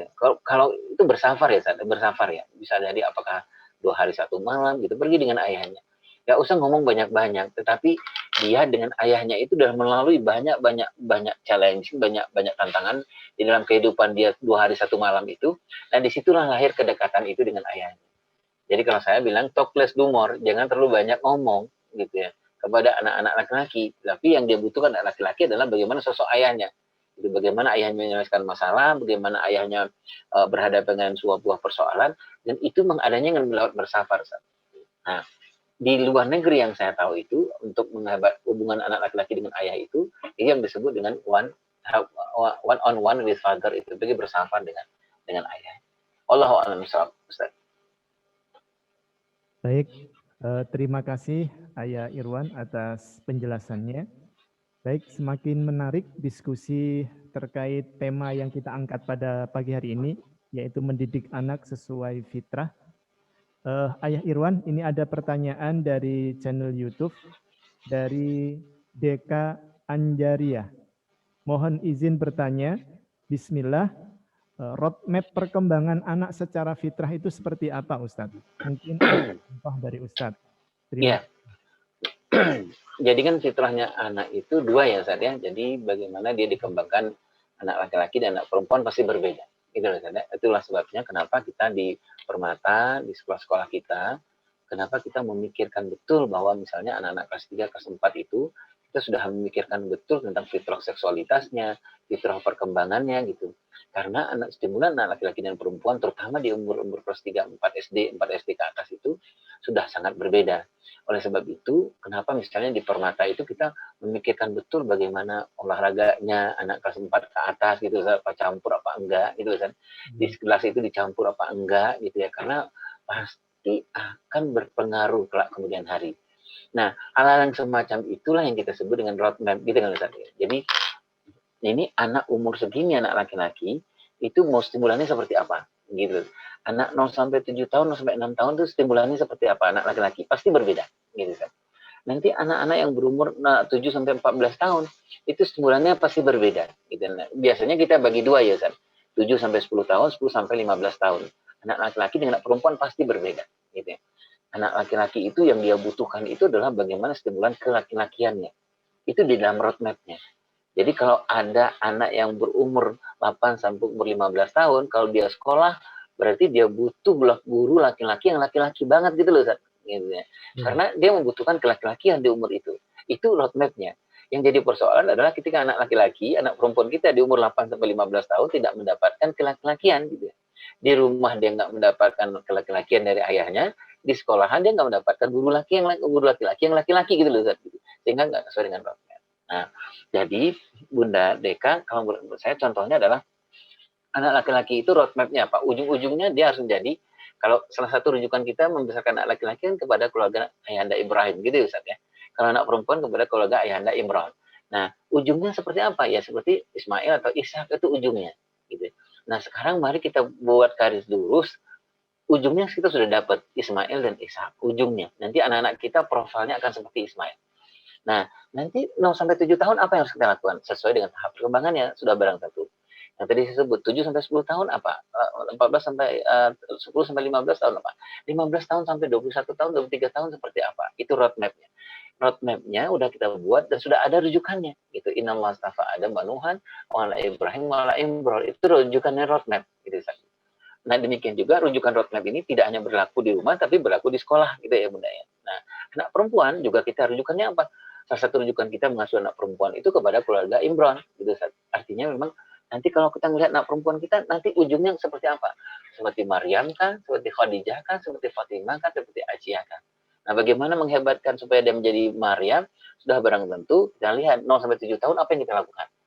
7 sampai 15 tahun, sampai 15 tahun, anak perempuan itu apa yang harus kita lakukan? Nah, itu yang saya maksudkan dengan roadmap pengasuhan anak laki-laki dan perempuan. Karena sudah barang tentu kita sesuai dengan ajaran agama kita pasti berbeda. Ya Ustaz ya, pasti berbeda gitu. Anak laki-laki dan perempuan berbeda. Pasti berbeda. Nah, akan terlihat nanti. Misalnya yang tadi saya sebutkan itu, Ustaz. Kalau di rumah pasti berbeda perlakuannya. Anak-anak perempuan mungkin sudah harus dilatih, nggak bisa lagi kalau misalnya dia nggak cuci piring sendiri, misalnya itu. Atau yang tadi saya sebutkan itu, di sekolahan gitu, terutama di kelas 4, 5, 6, 7, 8, 9, sudah barang tentu pasti berbeda stimulannya gitu. Saya paling gampang ini loh saat gitu. Olahraga di anak kelas 4, 5, 6 itu pasti berbeda itu kalau olahraga stimulannya kepada anak laki-laki dan perempuan gitu loh saat itu.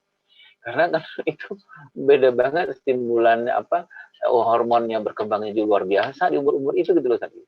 Bagaimana kalau mereka olahraganya nyampur gitu loh, sementara pertumbuhan badan anak-anak itu kan luar biasa itu, anak laki-laki, anak perempuan sedang tumbuh, maaf dada, menjadi dadanya sedang tumbuh, terus kemudian anak laki-laki juga hormon testosteronnya hampir 800% meningkat gitu loh.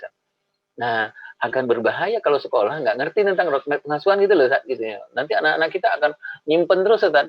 Dia nyimpen. Nanti ujung-ujungnya ya porno aksi, Ustaz ya. Porno aksi gitu loh, misalnya apa. Allah Allah misal. Terima kasih Ayah Irwan. Pertanyaan berikutnya ini dari Muhammad Januar Arifin. Anak saya yang kedua laki-laki. Di rumah kami panggil adik karena anak ragil. Di tempat mbahnya dia dipanggil Mas karena anak dulur tertua ya.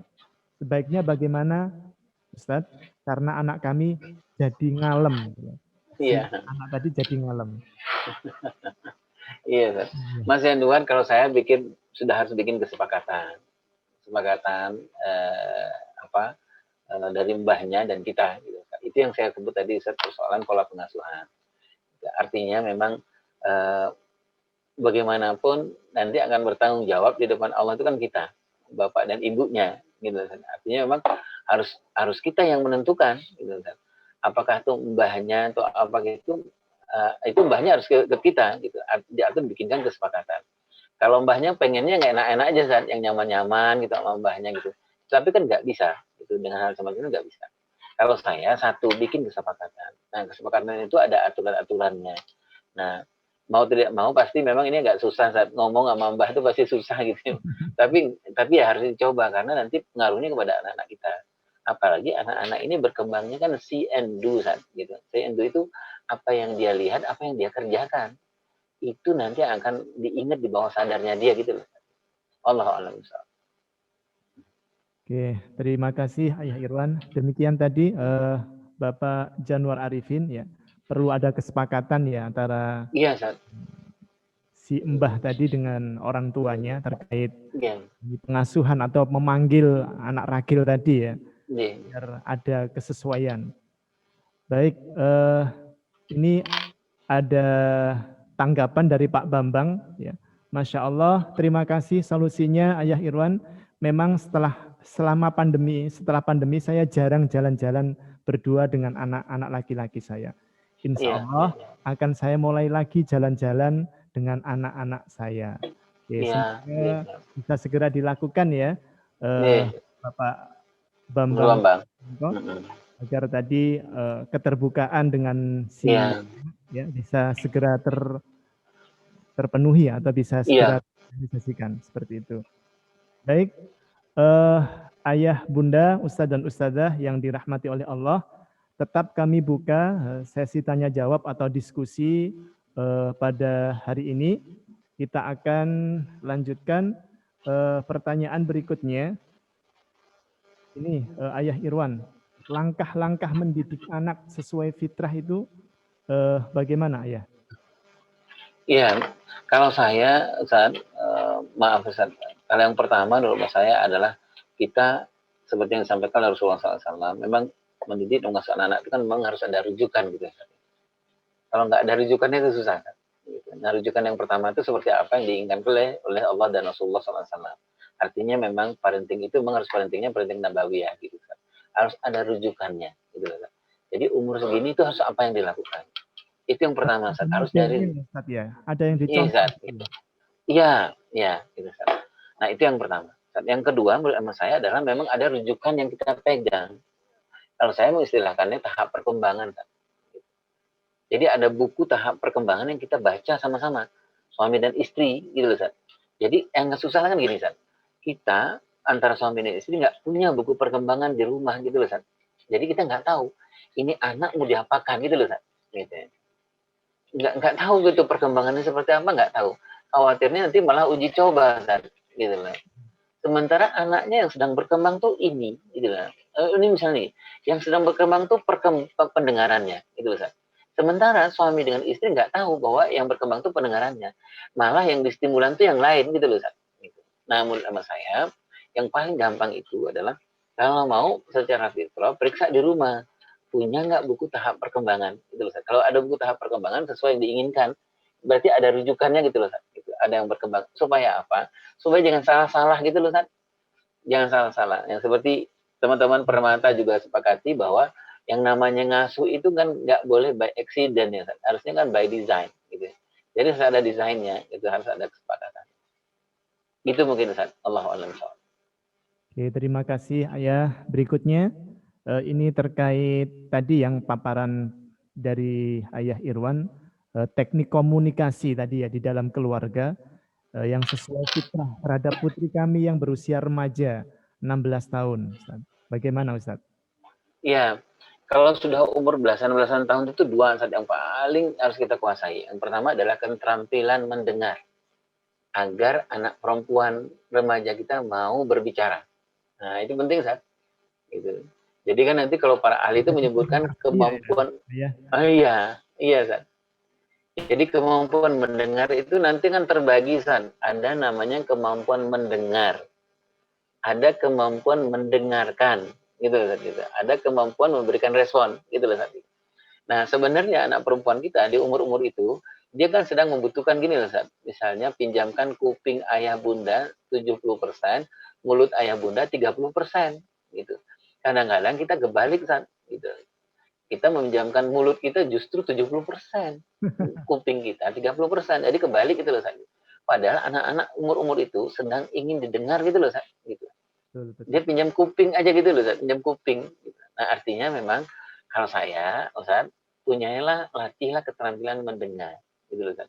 Supaya anak-anak perempuan remaja kita mau berbicara. Kalau dia butuh mendengar, Ustaz. Kalau ayah ibunya nggak mendengar, nanti dia berbicara ke orang lain gitu loh, Ustaz, yang mau mendengar. Curhat ya berarti ayah ya. Iya, Ustaz, iya gitu, Ustaz. Gitu. Nah, nanti kalau bapak ibunya mentok gitu loh, Ustaz. Dia nanti akan, ada laki-laki gitu loh, Ustaz, yang pura-pura mau mendengar. Nah, nanti malah terjadi yang enggak. Ya, Ustaz. Nah, jadi menurut saya satu, punyalah keterampilan mendengar agar anak perempuan remaja kita mau berbicara. Yang kedua, punyalah kemampuan berbicara agar anak perempuan kita, remaja kita mau mendengar. Jadi dua tuh saat kemampuan mendengar dan kemampuan berbicara. Wallahu a'lam bishawab. Terima kasih Ayah Irwan. Baik, berikutnya ada pertanyaan di chat room Zoom dari Dwi Rizka Maulia. Assalamualaikum, izin bertanya Ayah Irwan. Saya kadang menjumpai anak dari orang yang memang tidak diragukan lagi keilmuan agamanya. Tapi anak tersebut berguru dengan orang lain. Alasannya anaknya lebih mudah jika belajar dengan orang lain. Bagaimana pendapat Ayah Irwan terhadap hal tersebut? Apa itu artinya orang tua tidak mampu berdakwah di keluarganya? Mohon maaf jika ada kesalahan. Terima kasih. Nih, ya, Masya Allah, Masya Allah. Jika mengajikan kepada orang lain, Ustaz, ketimbang diajar. Iya, Yeah. iya, iya, Sat. Kalau saya, Sat, yang paling utama pertama itu merobi utama itu Bapak Ibu menurut saya, gitu loh. Pendidik utama itu ya Bapak Ibu menurut saya, karena itu fondasi, gitu ya. Itu yang dibutuhkan oleh anak-anak kita. Semakin banyak kita berhubungan dengan anak-anak kita di waktu dia kecil, gitu ya, semakin hebat, semakin kita nggak sanksi ketika dia besar. Walaupun ada masalah-masalah ketika dia besar, dia akan kembali ke bapak ibunya karena bapak ibunya memang banyak memberikan deposit kepada dia di umur-umur dia kecil. Tapi Ustaz, ada tahap-tahap tertentu yang memang anak-anak kita itu dia bukan nggak suka sama bapak ibunya, tetapi dia butuh mentor. Dia butuh orang ketiga gitu loh, Ustaz. Dia butuh orang fasilitator. Tapi ini bukan berarti ayah dan ibunya nggak mengerjakan apa-apa. Gitu. Secara fitrahnya memang anak-anak itu sedang membutuhkan orang lain. Misalnya gini loh, Ustaz. Ketika anak itu diserahkan ke pesantren, itu artinya bukan bapak ibunya lepas tangan, nggak ngerjain apa-apa gitu. Nah, orang di pesantren itu hanya membantu tok, gitu, hanya membantu. Jadi bukan segala-galanya di pesantren. Nah, kalau saya, Ustaz, di tahap-tahap di umur 14 tahun ke bawah, menurut anak saya bapak ibu nggak boleh, bapak ibu bukan nggak boleh, nggak pas menurut anak saya melepaskan ini. Jadi memang harus menjadi utama dan pertama. Tapi di tahap tertentu, umur 14 tahun ke atas, anak-anak kita memang membutuhkan secara fitrah, dia membutuhkan orang lain untuk menyampaikan kebenaran kepada dia. Nah, itu yang kita sebut dengan mentor itu saat proses magang itu. Nah, menurut saya nggak apa-apa. Tetapi ketika dia proses magang dengan orang lain, belajar dengan orang lain, ngaji dengan orang lain, itu bukan berarti bapak ibunya sudah selesai urusannya. Tetapi tetaplah bapak ibu menjadi orang utama dan pertama. Jadi murabi utama dan pertama bagi anak-anak. Wallahu a'lam bishawab. Baik, terima kasih Ayah Irwan. Berarti tetap ya pendidikan yang awal itu ada pada orang tua, tugas dari orang tua ya, seperti itu ya. Iya, Ayah Irwan, berikutnya ini ada pertanyaan akan saya bacakan. Bagaimana membangun kedekatan anak laki-laki dengan ibu tanpa mengurangi fitrah kelaki-lakiannya? Iya. Membangun kedekatan, ayah. Iya. ada dua hal penting nih Ustaz yang harus kita bicarakan nih soal ini. Yang pertama namanya bonding, yang kedua namanya attachment. Gitu, Ustaz. Nah, kalau bonding itu adalah sesuatu yang diberikan ibunya kepada anaknya. Gitu, Ustaz. Nah, seperti apa ibunya memberikan kepada anaknya, pasti akan dibalas anaknya. Gitu. Itu namanya attachment, kelekatan. Gitu. Kalau bondingnya nggak nyaman ke anaknya, pasti attachment-nya juga nggak nyaman. Kalau bonding ibunya kepada anaknya buruk, pasti attachment anaknya kepada ibunya pasti buruk. Nah, sekarang persoalannya adalah tantangannya, bukan persoalan yang tantangannya adalah bagaimana tetap ibu dengan anak perempuan ini dekat gitu ya. Artinya attachment anaknya kepada ibunya tetap baik, tetap nyaman. Menurut amat saya yang pertama adalah periksalah bonding ibu dulu dengan anak perempuan ini. Waktu di umur 0, 3 tahun, 4 tahun anak perempuan, ibu dengan anak itu seperti apa? Karena itu sangat berpengaruh ketika dia besar. Mari ibu jujur seperti apa ibu dulu memperlakukan dia di umur 0, 3 tahun, 0, 4 tahun. Apakah bondingnya seperti apa? Menurut sama saya, penggunaan bahasa ibu, penggunaan fisik ibu, kemudian perhatian ibu, kemudian jangan-jangan ibu jauh dengan dia. Jangan-jangan ibu waktu kecil sudah menyerahkan kepada orang lain. Ini persoalan bonding. Nah, bonding yang buruk di umur 0, 3 tahun, 0, 5 tahun pasti bersoal. Ketika dia usia-usia puluhan tahun, belasan tahun, pasti bersoal attachment-nya. Attachment itu adalah bagaimana dia memperlakukan ibunya gitu loh, Ustaz. Pasti akan bersoal. Nah, jadi kalau ada persoalan antara ibu dengan anak di usia-usia 10 tahun, usia-usia 8 tahun ke atas itu, ada persoalan attachment-nya. Maksudnya itu adalah bagaimana si anak ini memperlakukan ibunya. Menurut hemat saya, jangan salahkan anaknya yang pertama. Tapi ibu mari periksa. Jangan-jangan ada hal yang ibu lakukan di umur 0 sampai 4,5 tahun dan 3,5 tahun.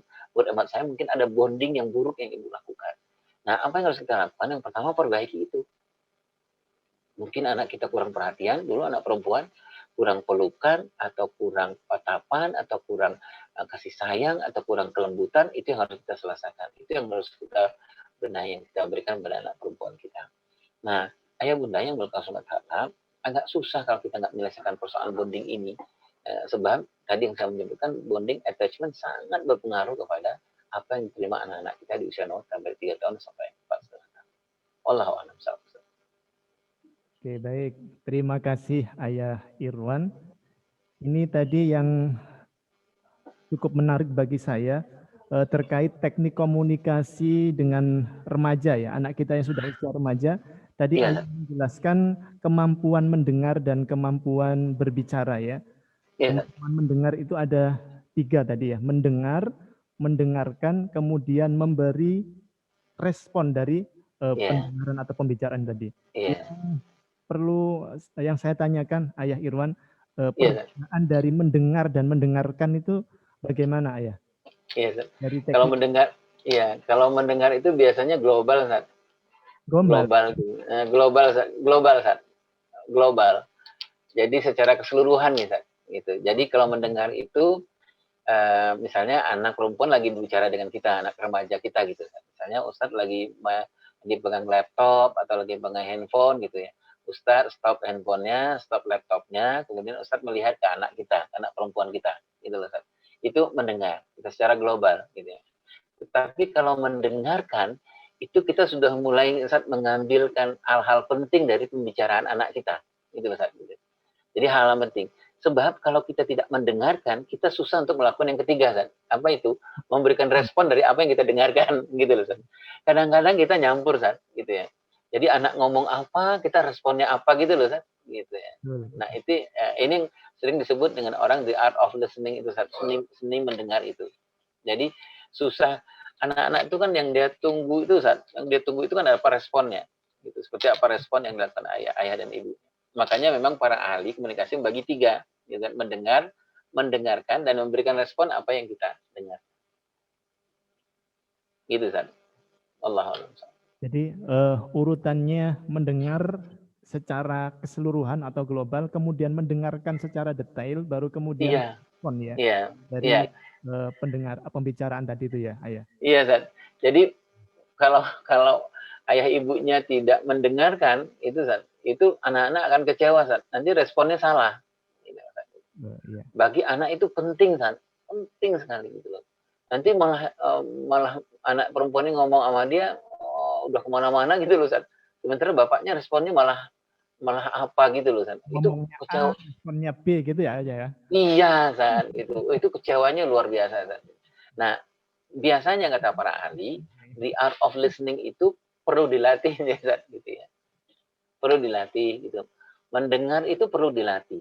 Gitu ya. Mendengarkan itu perlu dilatih. Mendengarkan itu kan kemampuan mengambilkan kesimpulan-kesimpulan, Ustaz, gitu.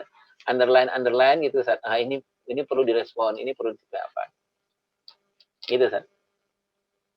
Baik, terima kasih Ayah Irwan. Selanjutnya ini dari chat YouTube ya, dari Kartika Nugrahani. Assalamualaikum.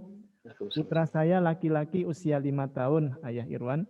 Iya. Bagaimana membentuk konsistensi konsekuensi? Karena sering juga anak tidak bersedia menerima konsekuensi atau menawar konsekuensi.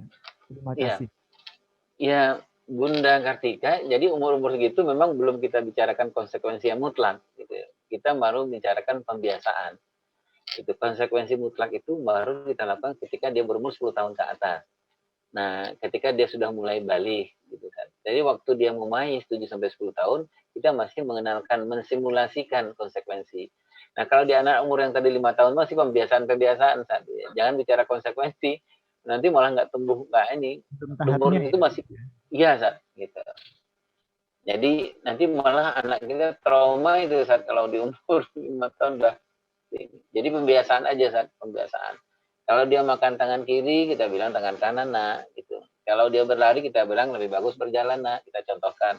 Karena kan keteladanan menjadi sesuatu yang sangat penting di umur-umur itu kan gitu ya, Saat. Kalau dia marah-marah gitu, kita bilang bicaranya lebih pelan seperti ini, gitu loh, Saat. Jadi pembiasaan-pembiasaan. Allahu a'lam. Oke, baik. Ayah Irwan, ada satu pertanyaan lagi dari channel YouTube. Ini agak menyimpang ya, Ayah Irwan. Iya, Ustadz, anak-anak di rumah bermainnya banyak seringnya dengan teman-teman sekampung dan tanpa memperhatikan protokol kesehatan karena masih nah, bagaimana tips untuk tetap aman dan nyaman, Ayah Irwan? iya. Iya, Zat. Kalau prinsipnya gitu, Zat. Jadi kalau ingin menghebatkan anak kita, hebatkan anak tetangga, Zat. Nah, jadi kalau ingin menghebatkan anak kita, hebatkan anak sekampung, gitu loh. Zat. Jadi karena memang nggak bisa, anak kita kan nggak bisa kita cegah, Zat. Nggak boleh main, pintu dikunci gitu kan, nggak bisa, Zat. Betul, betul. Nanti malah enggak. Nah, kalau menurut saya tantangannya adalah bagaimana kita, kalau anak-anak main ke rumah, berarti kita harus mensolehkan anak-anak tetangga, kan? Harus menghebatkan anak-anak tetangga. Kita bilang kalau main ke rumah abi, ke rumah ayah, ada peraturannya, gitu loh, misalnya begitu loh, gitu. Nah, kita contohkan, bisa jadi di rumah, Allah alam sahabnya, bisa jadi di rumah mereka nggak mengenal saat prokes itu seperti apa. Mereka nggak mengenal, mau pakai masker itu seperti apa. Mungkin bapak ibunya, apakah karena memang lagi sibuk, atau memang jarang di rumah gitu loh, mereka nggak mengenal semacam itu. Nah, kalau saya, prinsipnya, mau menghebatkan anak kita, hebatkan anak tetangga, gitu. Kalau mau mensolehkan anak kita, solehkan anak tetangga, gitu. Jadi nggak apa-apa, main ke rumah, gitu. Kan sosialisasi penting, ya, gitu. Tapi Betul. menurut amal saya, kita harus pegang, gitu. Harus pegang peraturan, gitu. Ajarkan ke anak-anak, gitu loh. Misalnya, kapan pakai masker, ya. Otomatis saya harus harus ada ini saat pos untuk beli masker, Zat, gitu. Harus mencontohkan masker ke anak-anak tetangga, anak kampung. Menciptakan Gitu. lingkungan aman dan nyaman ya di sekitar kita ya, Iya, iya, Zat. Iya, Zat. lingkungan kampung kita seperti itu ya, Ayah ya. Iya, iya, Zat. Betul. Baik, Ayah Irwan, luar biasa diskusi kita, tanya jawab kita, tapi kita dibatasi oleh waktu, Ayah. Mungkin Iya, Zat. ada waktu 1-2 menit, mungkin Ayah Irwan ada closing statement atau kata penutup, disilahkan Ayah Iya. Irwan untuk kajian hari ini. Iya, Zat. Iya, Zat. Kalau dari saya nasihat buat diri saya, Zat. Bahwa jika kita ingin mengasuh mendidik anak kita secara fitrah, oleh anak saya adalah marilah kita dekatkan diri kita dengan pemilik fitrah. Itu nasihat buat saya. Mari kita koreksi ibadah kita seperti apa, gitu. seperti apa tilawah kita, seperti apa tahajud kita, seperti apa infak kita, seperti apa gitu-gitu loh. Menurut emak saya itu yang sangat-sangat penting. Itu dari saya, Allah alam.